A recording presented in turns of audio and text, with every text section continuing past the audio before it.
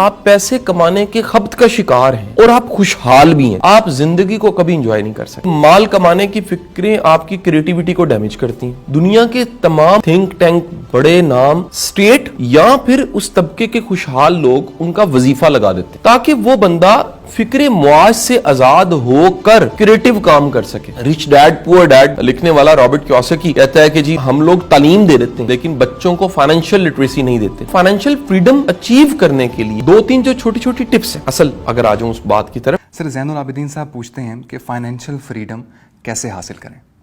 اچھا، یہ بڑا ایک میچور کوشچن ہے، اس لیے کہ فائنینشیل فریڈم کی بجائے ہم کہیں نہ کہیں امیر ہونا چاہتے ہیں، اور امیر ہونے یا اپنی غربت کو ختم کرنے کی وش جب بنا لیتے ہیں، گول بنا لیتے ہیں، اور ہم اپنی غربت کو ختم کرنے کی جب تگودو شروع کرتے ہیں تو کہیں نہ کہیں خدشہ یہ ہوتا ہے، بلکہ ہو جاتا ہے کہ ہمیں پیسے کمانے کا خبط مل جاتا ہے۔ یہ بڑی دنیا کے ساتھ ہے، وہ بجائے فائنینشیل فریڈم پہ جاتی اور پیسفل لائف پہ کہیں سیٹسفائی ہو کے زندگی سکون سے گزارتی، وہ پیسے کمانے کے خبط کا شکار ہوگی۔ اچھا، اب ہوتا کیا ہے کہ جیسے ہی آپ پیسے کمانے کے خبط کا شکار ہیں اور آپ خوشحال بھی ہیں ایک ہی وقت میں، یعنی خوشحالی بھی ہے اور آپ میں پیسے کمانے کا خبط اور لالچ بہت زیادہ پایا جاتا ہے، آپ زندگی کو کبھی انجوائے نہیں کر سکتے کیونکہ آپ نے چیزوں کو پکڑنے کی عادت ڈال لی ہے۔ آپ پیسے کو ہولڈ کرنا چاہتے ہیں، مال کو ہولڈ کرنا چاہتے ہیں۔ جب تک آپ اپنے مال کو، پیسے کو اپنا غلام نہیں بنائیں گے، یہ آپ کا حاکم بنا رہے گا۔ یہ بڑا اہم جملہ، یعنی آپ اپنے مال کو غلام بنائیں۔ دیکھیں، پیسہ بڑا بہترین سرونٹ ہے، اس سے جو چیز، جو کام چاہیں آپ کروا سکتے ہیں، لیکن اگر آپ اسے اپنا غلام نہیں بناتے تو یہ آپ کا حاکم بنتا ہے اور آپ پہ حکومت کرنے لگ پڑتا ہے۔ پھر آپ کا دماغ، آپ کا دل، ہر چیز، ہر وقت صرف پیسہ آپ سوچتے ہیں۔ فائنینشیل فریڈم کا، یا کہہ لیجئے میں اسے ایک نئے کانسیپٹ سے متعارف اگر لوگوں کو کرواؤں، دنیا بات کر رہی ہے ریٹائرمنٹ ایٹ 40، 40 کی عمر پہ ریٹائر ہو جانا چاہیے۔ میں خود اس فلسفے کا قائل ہوں اور میں نے بڑی بھرپور کوشش کی ہے کہ میں ریٹائرمنٹ ایٹ 40 پہ آ گیا، 40 پہ، اور اسے اچیو کر دوں، کافی حد تک اچیو بھی کر دیا۔ مطلب اس کا یہ ہے کہ آپ اپنی زندگی میں کچھ پیسو سورسز کریٹ کریں۔ اگر ایکٹیو سورسز کا مطلب ہوتا ہے منی کے، ایکٹیو سورسز وہ ہیں جن پہ آپ کام کریں تو پیسے آتے ہیں۔ اگر آپ کی زندگی میں کوئی بڑا مشن ہے، بڑی کاز ہے اور بڑا کوئی ایم آپ کی لائف میں ہے، تو آپ اگر مال کمانے کی فکروں کا ہی شکار رہیں تو مال کمانے کی فکریں آپ کی کریٹیوٹی کو ڈیمیج کرتی ہیں، آپ کے نئے کام کو خراب کرتی ہیں، آپ کا سارا جو کہہ لیجیے انوویٹو ورک ہے وہ ڈسٹرب ہوتا ہے۔ اسی لیے کہیں نہ کہیں دنیا کے تمام ادیب، شاعر، تھنک ٹینک، بڑے نام، اسٹیٹ یا پھر اس طبقے کے خوشحال لوگ ان کا وظیفہ لگا دیتے ہیں۔ ماضی میں میں نام نہیں لیتا، کہیں لوگ اس کو معیوب نہ سمجھیں، بڑے بڑے نام ایسے ہیں جن کے وظیفے اسٹیٹ نے لگائے ہوئے تھے۔ اسٹیٹ وظیفہ کیوں لگاتی تھی؟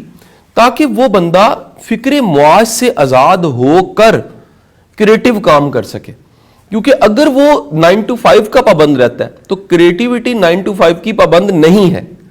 ایک اچھا شعر، ایک اچھا آئیڈیا، ایک اچھی بات چیت، ایک اچھا نظریہ، ایک اچھا لٹریچر 24 گھنٹوں میں کسی بھی وقت پروڈیوس ہو سکتا ہے۔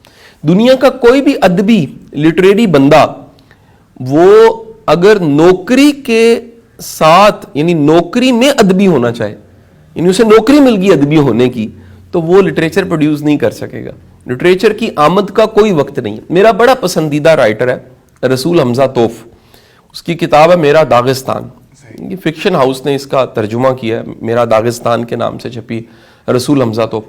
رسول حمزہ توف کہتا ہے کہ ایسا ممکن ہے کہ آپ کسی اور دنیا میں رہتے ہوئے کچھ پروڈیوس کر رہے ہوں اور باقی دنیا کسی اور جگہ ہو، یعنی آپ کے ارد گرد سب موجود ہیں اور آپ تنہائی کا شکار ہیں کیونکہ اندر کی دنیا میں تنہائی ہے۔